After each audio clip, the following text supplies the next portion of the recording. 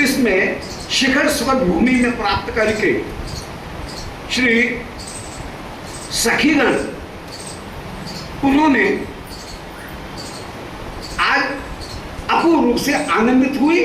और सूर्य की किरण जो है उन्होंने जैसे ही शिशिर सुखद वन में श्याम सुंदर को आते हुए देखा, उस समय सूर्य की किरणों ने आकाश से उतर करके श्री श्याम सुंदर को और सब सखी गणों को आनंदित किया।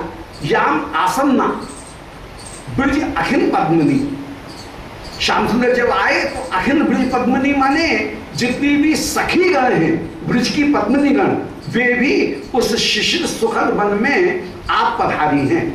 और वहां पर रविद्योतो, वहां पर अविरल माने निरंतर निरंतर सूर्य का जो प्रकाश है, वो सूर्य का प्रकाश वहां पर निरंतर निरंतर पड़ रहा है। तो अविरत रविद्योतः, उस समय द्योतः, द्यू जो है आकाश, उससे नीचे आकर के अविरत जो प्रकाश है वो प्रकाश अधिधनोत अभिपद्यता, उस प्रकाश ने वहां पर आकर के सब सखी गणों को अपूर्ण रूप से आनंदित किया। तो शिशिर सुखदाम्याम आसन्नाम ब्रजाखिल पद्मिनी, शिशिर सुखद उस प्रदेश में आने पर, कृपया मन इसकी जरूरत नहीं, ये रसिक जनों के अपने अंदर श्रवण करने का प्रसंग है, ये कहीं प्रचार करने का प्रसंग नहीं है, बहुत गूढ़ प्रसंग है, इसलिए मैंने इसको कहीं फिर प्रचार में उसकी जरूरत। और जैसे फिर संतगणों ने जैसे आदेश दिया हो उसके वो अधिक उचित नहीं, उसको कहीं प्रसारित करना, ये कथा प्रसंग ये बाहर प्रसारित करने के लायक नहीं, माने वो अधिकार संपत्ति के साथ में ही इसका आश्रय होना चाहिए, सबके लिए नहीं है।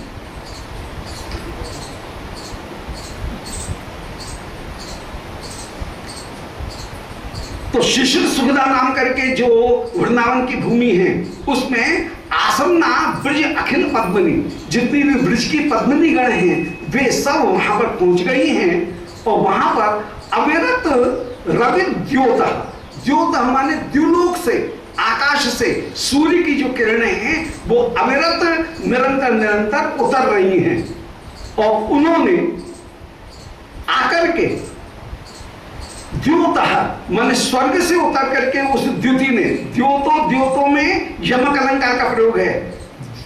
द्योतः माने एक द्योतः का अर्थ है द्युलोक से उतर करके, और दूसरे का अर्थ है द्युति से युक्त। जो द्युति है उसने माने सूर्य की किरणों ने आकाश से उतर करके आदि अभिनव अभिपद्यता, अभिनव माने सब सखी गणों को अपूर्ण रूप से आनंदित किया। अभिपद्यता, और पहुंच करके वे अपूर्ण रूप से आनंदित होकर के विराजमान।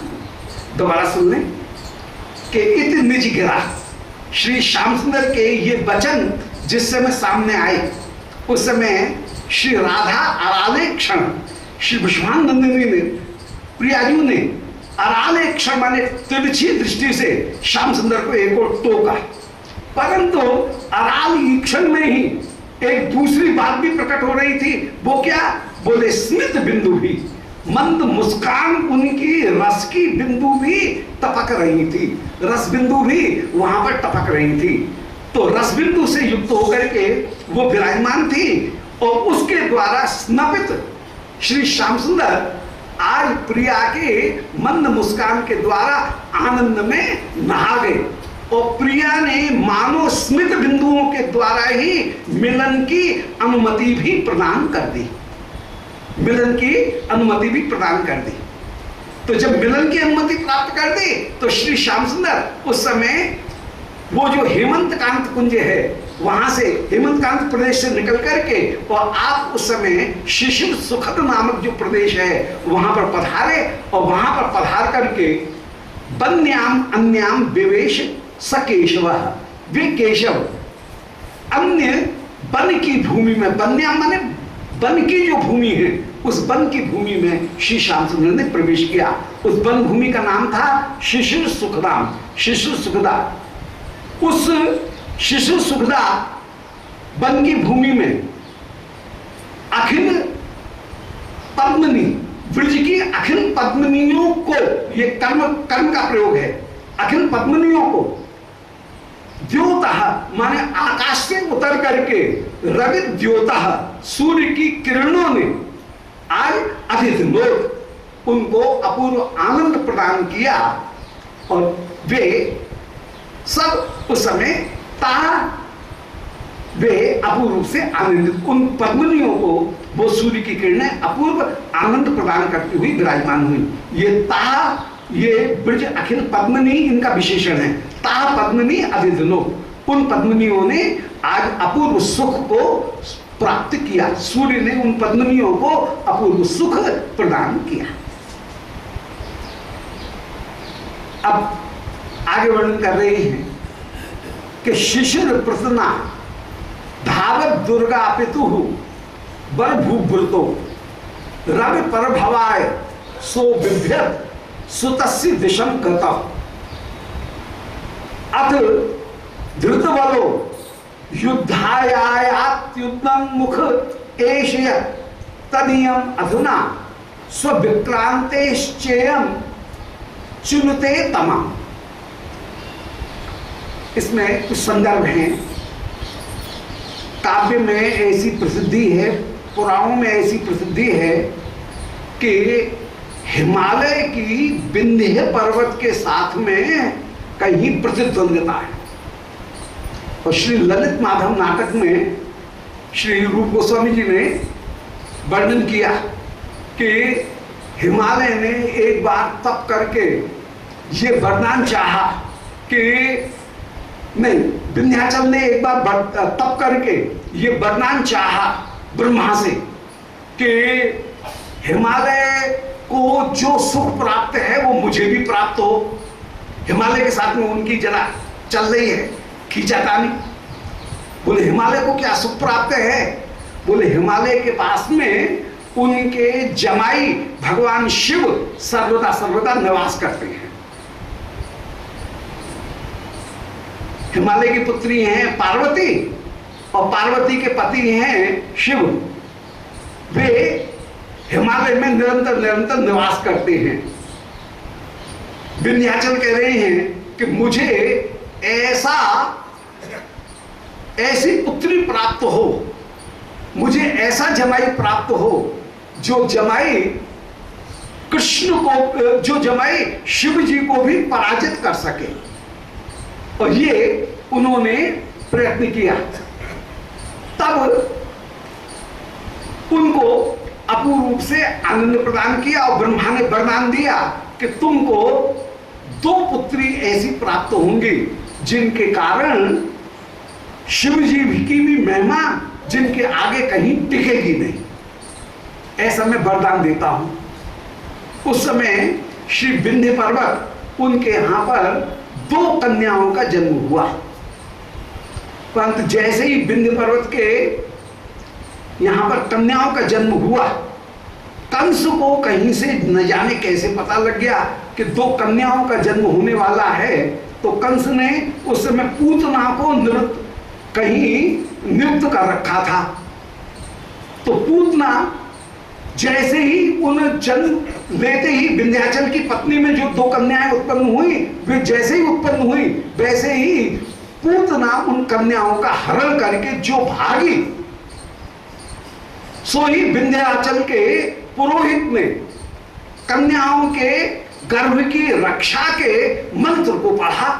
और जो मंत्र को पढ़ा तो पूतना के हाथ से वे दोनों कन्याएं छूट गई।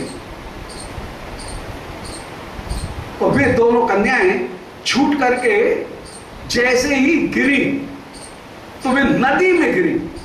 तो एक जो कन्या थी वो तो बहती बहती पहुंच गई कुंदनपुर में, भीष्मक राजा के यहां पर, और वो रुक्मणी होकर के प्रसिद्ध हुई।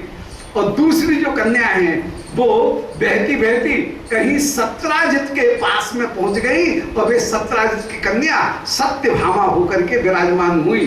और उन सत्यभामा और रुक्मिणी का विवाह जब कृष्ण से हुआ तो वो ऐसा जमाई विंध्याचल को प्राप्त हुआ जिसके आगे हिमालय का अभिमान भी खंडित हो गया। बोलो वृंदावन बिहारी लाल की जय। ये एक संदर्भ था। श्री ललित माधव नाटक में रूप गोस्वामी जी ने इस संदर्भ को दिया है कि विंध्याचल ने ब्रह्मा से प्रार्थना की, ब्रह्मा के वरदान से इनके यहाँ पर 2 कन्याएं हुई। उन कन्याओं को पूतना कहीं हरण करके ले जा रही थी, बाल घातनी है, परंतु विंध्याचल के पुरोहित के द्वारा जब रक्षा मंत्रों का पाठ किया गया तो पूतना कन्याओं को छोड़ करके अपने प्राण बचा करके भागी।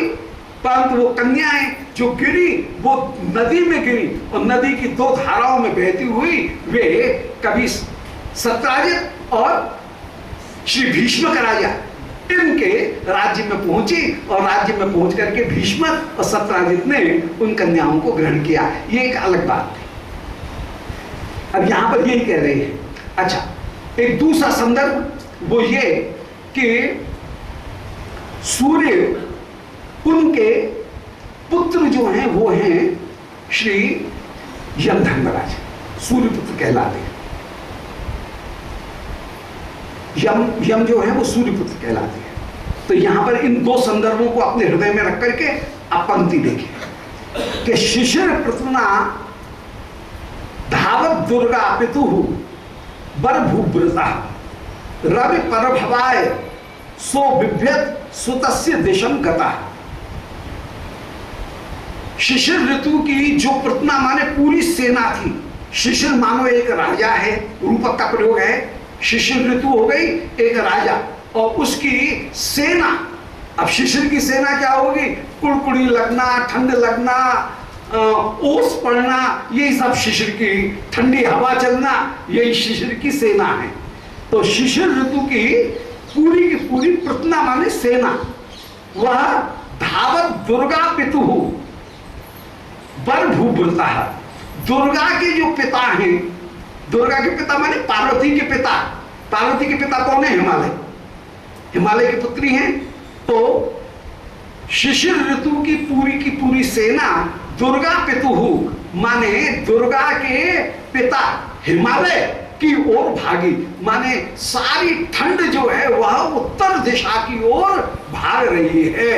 इस समय ब्रज में खूब ठंड पड़ रही है और श्री कृष्ण शिशिर सुखद नामक जो स्थान पर पहुंचे वहां पर ऐसा लग रहा है कि शिशिर ऋतु की पूरी सेना यह हिमालय पर्वत की ओर भाग रही है।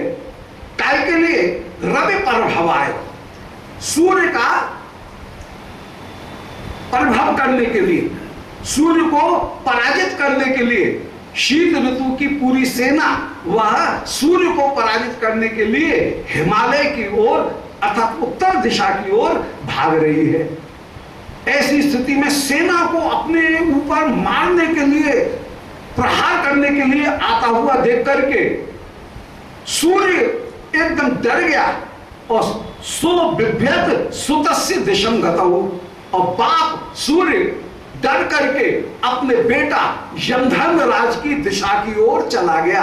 कहने का तात्पर्य क्या है कि पूस के महीने में, माह के महीने में सूर्य दक्षिणायन था, अब उत्तरायण होने लगा, परंतु अभी दक्षिणायन है।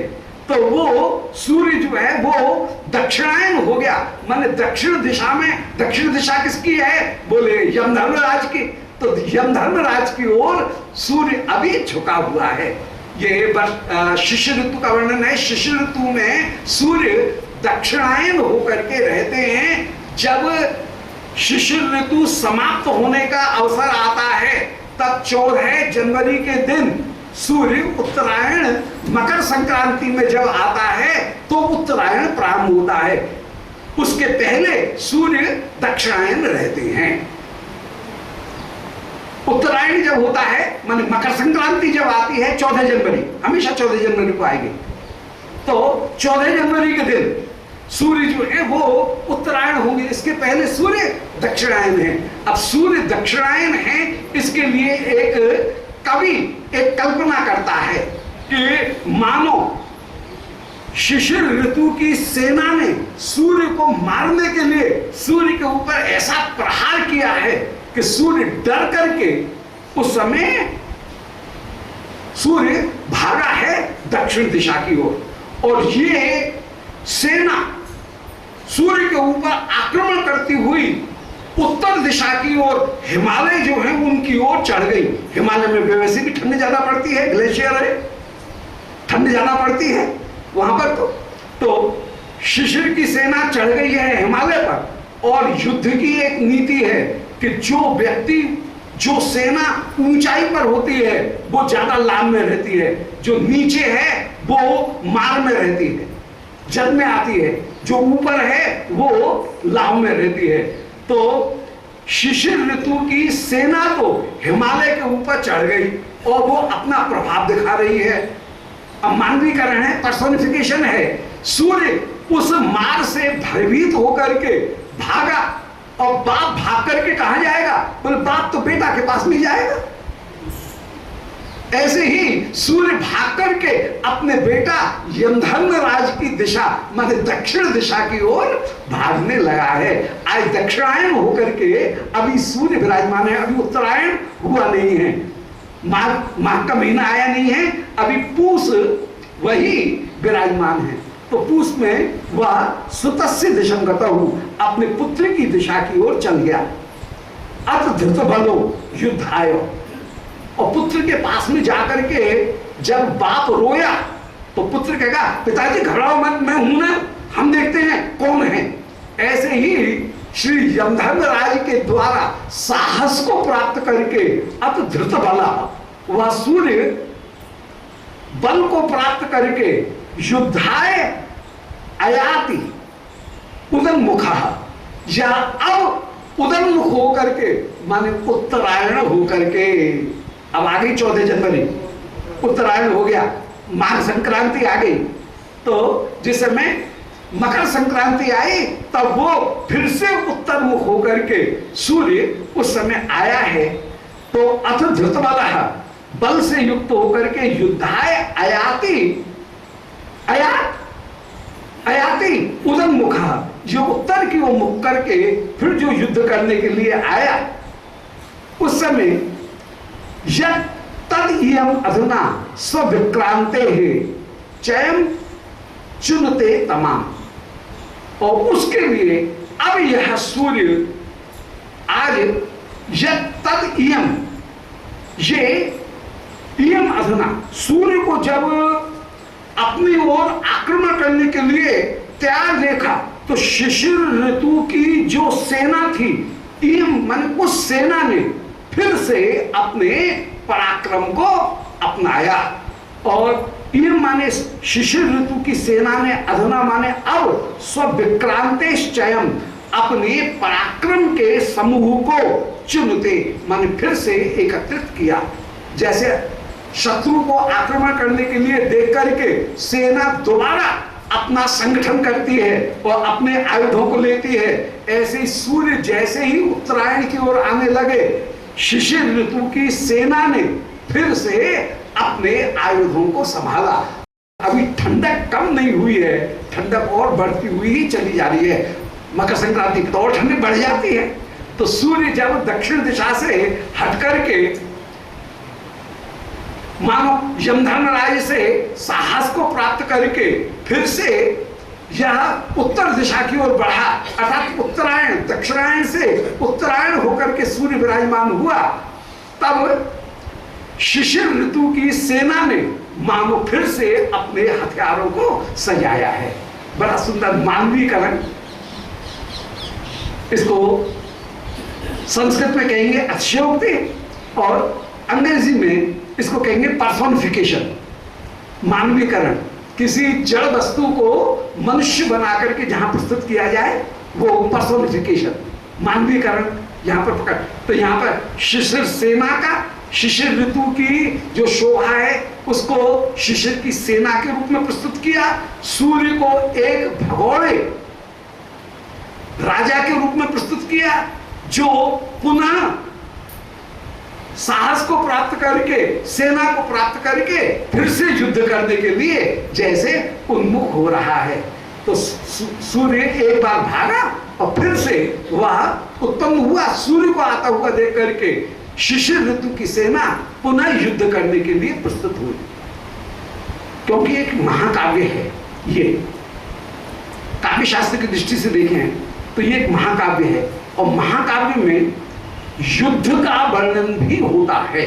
महाकाव्य के लक्षणों में युद्ध वर्णन भी एक मुख्य वस्तु है। तो यहां पर तो युद्ध वर्णन होगा कायगा, तो यहां पर इसी प्रकार से युद्ध वर्णन करके उस लक्षण को भी कहीं सामंजस्य स्थापित किया जा रहा है, उस लक्षण का भी निर्वाह।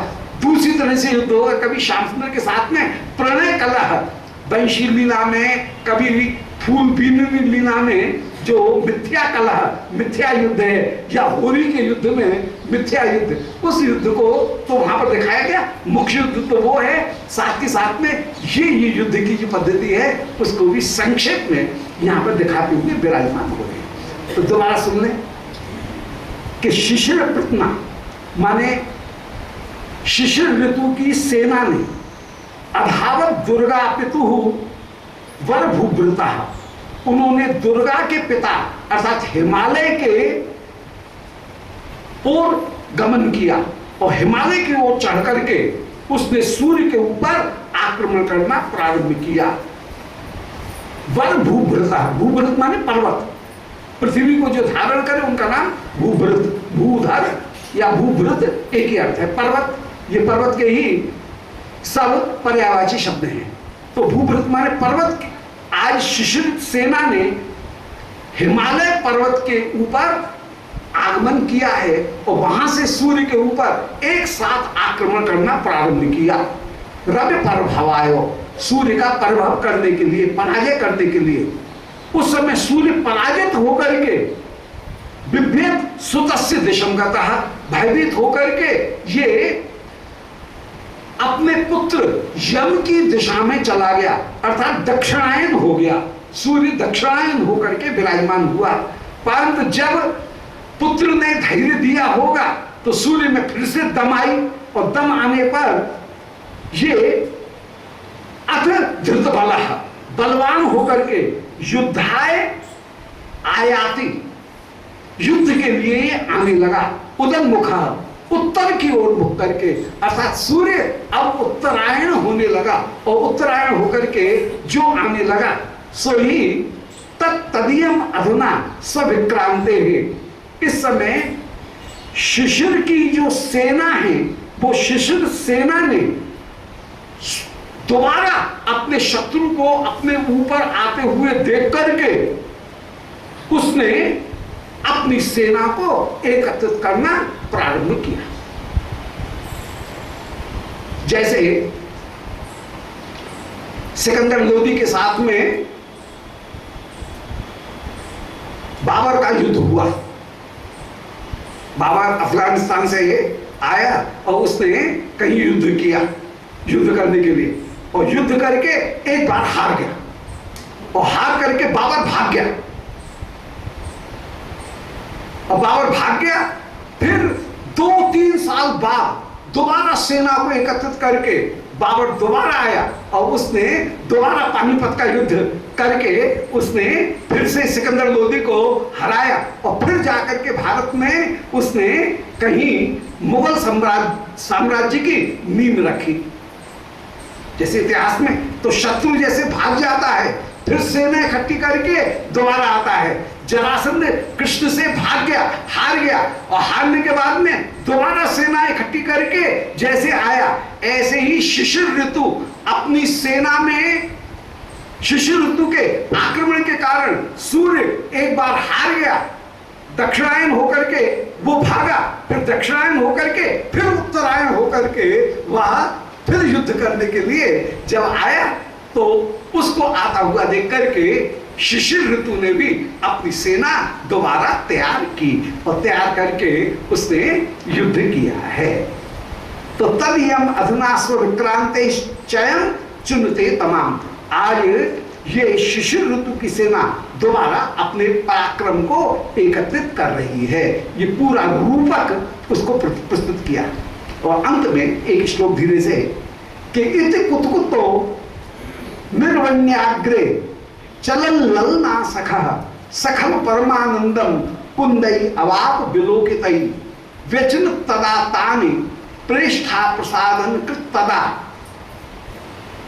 अदर करवृतम सास्यम चक्रे पुकुणित नासिका इति कुतकुतो निवर्त्य। ऐसा श्री श्याम सुंदर कौतूहल पूर्वक अब हेमंत कांत जो क्षेत्र था उससे कौतूहल पूर्वक निवर्त्य माने लौट करके शिशिर सुखद जो क्षेत्र हैं वहां पर पधारे। और शिशिर सुखद क्षेत्र में पधार करके इति कुतकुतो निर्वर्ण्य अग्रे चलन ललना सखा।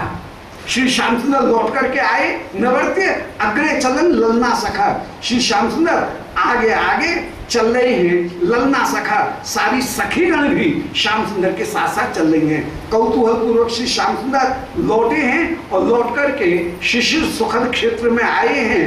वहां पर ललना सखा जो गोपिकागण हैं उनके सखा भी श्री श्याम सुंदर आगे जा रहे हैं। सखल परमानंदम कुंदई अवाप विलोकितई।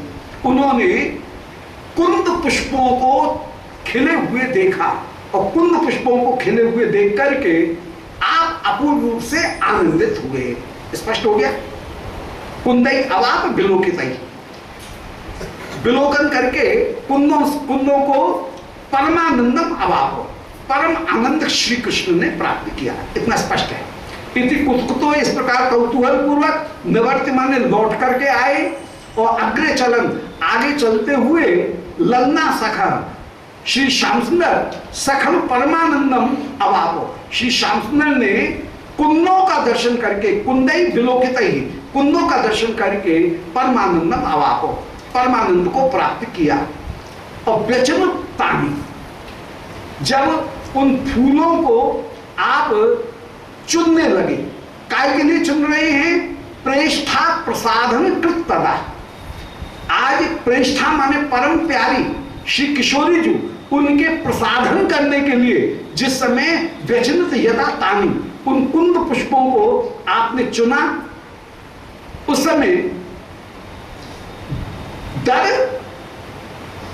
कर वृत्तम, उस समय अपने हाथ से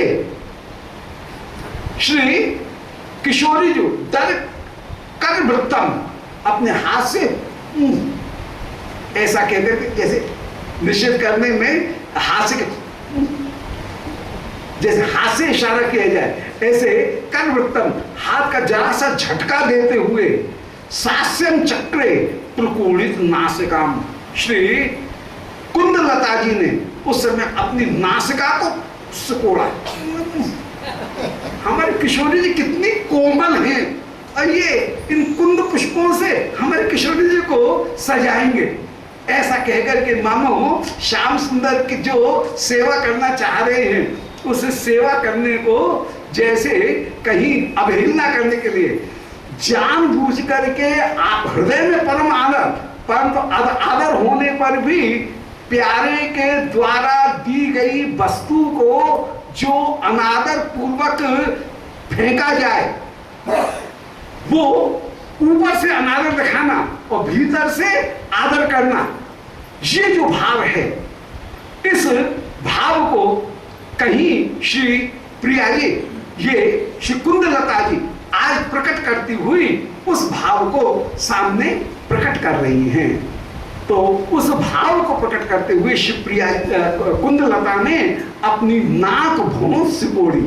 अब ये नाक भौं सिकोड़ने पर एक नई लीला शुरू हो गई और यहाँ पर आगे जैसे उस पुष्प का दर्शन करते हुए फूल बीनन की जो लीला है, वो फूल बीनन की जो लीला है उस लीला का आगे वर्णन करेंगे। बोलो श्री वृंदावन बिहारी लाल की गोविंद जय जय गोपाल जय जय गोविंद जय